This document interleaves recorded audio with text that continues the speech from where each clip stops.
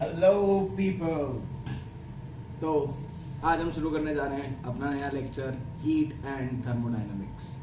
तो heat and thermodynamics की बात कर रहे थे, उसमें हमने पहले एक चैप्टर पढ़ा थर्मल एक्सपेंशन। अब हम एक चैप्टर पढ़ने जा रहे हैं heat and calorimetry. Heat and calorimetry. अब ये कैलोरीमेट्री क्या है ये अपन इस लेक्चर के बाद में समझेंगे। उसके पहले समझते हैं हीट क्या है। तो heat basically is a form of energy. क्या है हीट? एक एनर्जी का फॉर्म है जिसकी यूनिट क्या है, जूल्स या फिर calorie. 4.2 joules equals to 1 calorie होता है। ये आपकी बुद्धि में स्टोर हो जाना चाहिए परमानेंट। रात को 2 बजे भी कोई पूछे, 2 बजे दिन में 2 बजे भी कोई पूछे तो भी पता होना चाहिए कि 4.2 जूल्स इक्वल्स टू 1 कैलोरी। ठीक है। When we heat a solid और लिक्विड विदाउट स्टेट चेंजेस। ठीक है, मैं तुमको एक बात बताता हूँ। अगर तुम एक सॉलिड को लो और हीट करो तो क्या होगा, देखो जरा। हीटिंग कर, ये टेम्परेचर है, ये टाइम है। एक सॉलिड लिया, उसको हीट करना शुरू किया, वो टाइम के साथ साथ टेम्परेचर बढ़ा बढ़ा बढ़ा बढ़ा बढ़ा बढ़ा एक पॉइंट आ गया जहां वो मेल्टिंग पॉइंट पे पहुंच गया। मेल्टिंग पॉइंट पे पहुंचने के बाद भी कंटिन्यूस हीट हो रहा है, टाइम है, टाइम जा रहा है, कंटिन्यूस हीट चल रही है, heat supplied at constant rate. पर वो हीट क्या कर रही है, अब उसके स्टेट को चेंज कर रही है, सॉलिड से लिक्विड लेके जा रही है, तो मेल्टिंग हो रही है। फिर मेल्ट होने के बाद लिक्विड आ जाएगा, फिर से टाइम लगेगा कुछ और लिक्विड हीट होगा, heating of liquid. Liquid heat हुआ हुआ हुआ हुआ एक पॉइंट तक पहुंचा, टेम्परेचर राइज हुआ उसका, जहां वो पहुंच गया कहां पे, बॉइलिंग पॉइंट पे। तो ये आ गई बॉइलिंग स्टेज। अब क्या होगा, लिक्विड गैस में कन्वर्ट होगा, वेपर में कन्वर्ट होगा। तो ये लिक्विड कन्वर्ट हुआ, लेकिन वहां पे टेम्परेचर में कोई चेंज नहीं आ रहा है। विदाउट चेंजिंग टेम्परेचर हीट लग रही है, लेकिन लिक्विड कन्वर्ट होता जा रहा है, और उसके बाद फिर गैस जो है वो हीट होगी। तो ये एक साइकिल होती है एक सॉलिड के हीट होने के बाद उसके साथ क्या होगा उसको। ठीक है, तो अब अगर ध्यान से देखें तो when we heat a solid or liquid without state change, अगर स्टेट चेंज नहीं हो रहा है, चाहे फिर आप सॉलिड की बात करो चाहे आप लिक्विड की बात करो, हीट जो चाहिए उसको, जो सप्लाई होगी वहां पे, वो डायरेक्टली प्रोपोर्शनल होगी उसके मास से। जितना मास है सॉलिड का उससे डायरेक्टली प्रोपोर्शनल होनी चाहिए। उसके साथ साथ जितना आपको टेम्परेचर चेंज हो रहा है सॉलिड का, हीट उससे डायरेक्टली प्रोपोर्शनल होनी चाहिए। तो जब हमने ये देखा कि ये दोनों चीजों से डायरेक्टली प्रोपोर्शनल है, तो इक्वेशन निकालने के लिए वो इक्वेट हुआ Q is equals to MS delta T।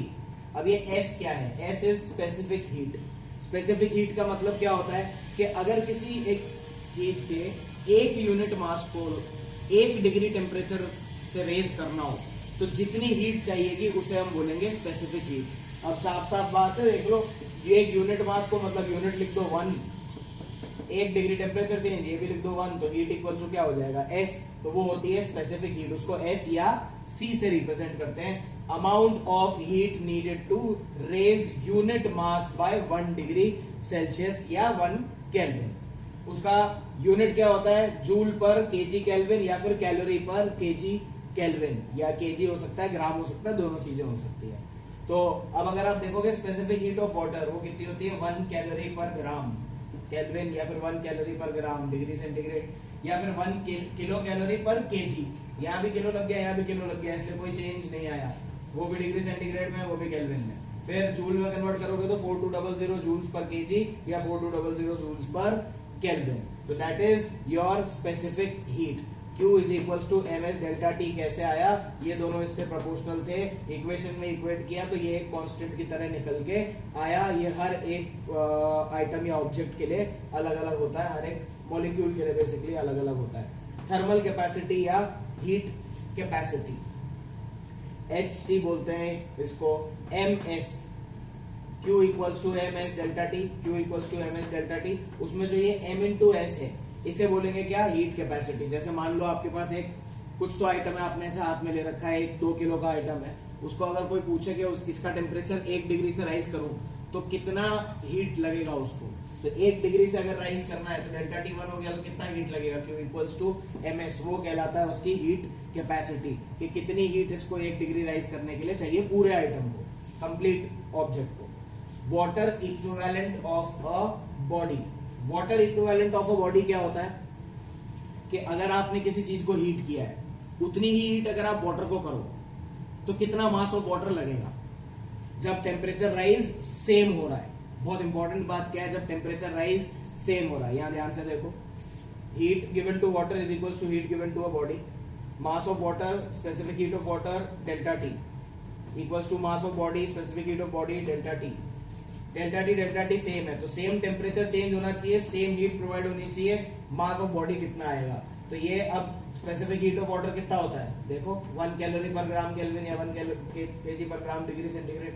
तो यहाँ पे हमने 1 लगा दिया, डेल्टा टी कट गया, तो क्या आया, मास ऑफ वाटर या water equivalent of that body is equals to mass of body into specific heat of that body. वो आ गया आपका क्या, वाटर इक्विवेलेंट।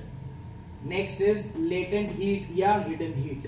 लेटेंट हीट का मतलब क्या होता है, अब जैसे आपने यहाँ ग्राफ में देखा था, एक बहुत सिंपल सी चीज देखी थी कि मेल्टिंग हो रही है, टाइम लग रहा है, टेम्परेचर चेंज नहीं हो रहा। अब टेम्परेचर चेंज नहीं हो रहा, टाइम लग रहा है, मतलब हीट तो कंटिन्यूसली सप्लाई हो रही है, तो हीट कहीं ना कहीं तो जा रही है। हाँ भाई साहब, बिल्कुल जा रही है। कहाँ जा रही है, उसे बोलते हैं लेटेंट हीट या hidden heat.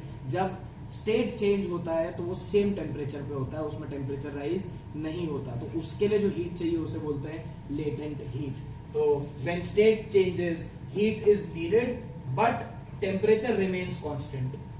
So Q is equals to m mass into L, that is latent heat. तो आइस से वाटर 0 डिग्री पे ही होगा, वाटर से पूरा का पूरा जितना भी वाटर हीट बॉईल कर रहे हो, पूरा का पूरा वाटर जब तक वेपर में नहीं आ जाता तब तक वो 100 डिग्री पे ही रहेगा, उसका टेम्परेचर चेंज नहीं होगा। तो लेटेंट हीट ऑफ फ्यूजन जिसको बोलते हैं LF। तो ड्यूरिंग मेल्टिंग टेम्परेचर कांस्टेंट रहता है, सॉलिड से लिक्विड जाती है चीज, पूरी की पूरी कंप्लीट सॉलिड से complete liquid. And LF ice, मतलब LF आइस के लिए कितना होता है, 80 किलो कैलोरी पर केजी या फिर कैलोरी पर ग्राम, ये अपने को याद रखना है। लेटेंट हीट ऑफ वेपराइजेशन, जिसमें during boiling temperature constant, liquid से गैस जाएगा, तो latent heat of vapour water कितना होगा, 536 किलो कैलोरी पर केजी, जिसको आप अप्रोक्सीमेटली ले सकते हो 540 किलो कैलोरी पर केजी। अब अगर आप ध्यान से या हीटिंग कर्व को देखोगे तो आपने ये यहाँ से हीट किया था, सॉलिड से हीट करना स्टार्ट किया, यहाँ तक पहुंचे, ये पूरा सॉलिड है, अब ये कन्वर्ट हो रहा है धीरे धीरे धीरे धीरे धीरे धीरे, यहाँ आके ये कंप्लीट लिक्विड में कन्वर्ट हो गया। तो इस प्रोसेस के लिए जो हीट लगी थी उसके लिए फॉर्मूला है Q equals to MS delta T, जितना भी टेम्परेचर चेंज करना होगा, MS डेल्टा T। मेल्टिंग जब हो रही है तब हीट कितनी लगेगी, MLF। फिर हीट हो रहा है लिक्विड, उसके लिए कितनी लगेगी, फिर से Q equals to MS delta T। उसके बाद बॉइलिंग के लिए Q equals to ML vaporisation. And then gas के लिए जो हीट होगा उसको हम थर्मोडायनेमिक्स में पूरा पढ़ेंगे कि गैस में क्या होता है जब आप गैस को हीट करते हो। तो ये जो पूरा प्रोसेस है बेसिकली, समझ रहे हो, ये जो पूरा बेसिक प्रोसेस है, ये बेसिक प्रोसेस आपको पता होना चाहिए। ये बेसिक प्रोसेस आपके बिल्कुल सिंपल सा प्रोसेस है कि सॉलिड या लिक्विड अगर बिना स्टेट चेंज किए हीट हो रहा है तो फॉर्मूला है Q equals to MS delta T, और अगर मेल्टिंग या बॉइलिंग हो रही है तो M into L। L fusion हो सकता है या वेपराइजेशन हो सकता है। ये आपको कैलोरीमेट्री सॉल्व करने में एकदम तुरंत ऐसे टिप्स पे सब कुछ सॉल्व कर देगा, ठीक है। तो नेक्स्ट चैप्टर में, हाँ वैसे अभी एक दो चीजें इंपॉर्टेंट और है, ये देख लो, ये जो स्लोप है, स्लोप क्या है, ये y by x that is dt by dt, मतलब rate of change of temperature with respect to time. तो सॉलिड में rate of change of temperature with respect to time सबसे ज्यादा है, अल्फा सबसे ज्यादा है, तो tan अल्फा सबसे ज्यादा है। इसमें देखोगे बीटा, तो बीटा थोड़ा छोटा हो गया और गामा उससे भी छोटा हो गया। तो अगर इस हिसाब से देखोगे तो सॉलिड में जो रेट ऑफ हीटिंग है वो सबसे हाई है, बहुत जल्दी हीट हो जाता है। लिक्विड उससे थोड़ा ज्यादा टाइम लेता है हीट होने के लिए, और गैस सबसे ज्यादा टाइम लेता है हीट होने के लिए। तो उस हिसाब से अगर सोचें तो हीट कैपेसिटी जो है वो गैस की सबसे ज्यादा हो गई कि 1 डिग्री से टेम्परेचर राइज करने के लिए गैस को सबसे ज्यादा हीट देनी पड़ेगी। तो that is why heat capacity of vapour is highest, which is greater than heat capacity of liquid, which is greater than heat capacity of solid। ये इसके दो इंपॉर्टेंट ऑब्जर्वेशंस है इस ग्राफ के, नोट कर लो।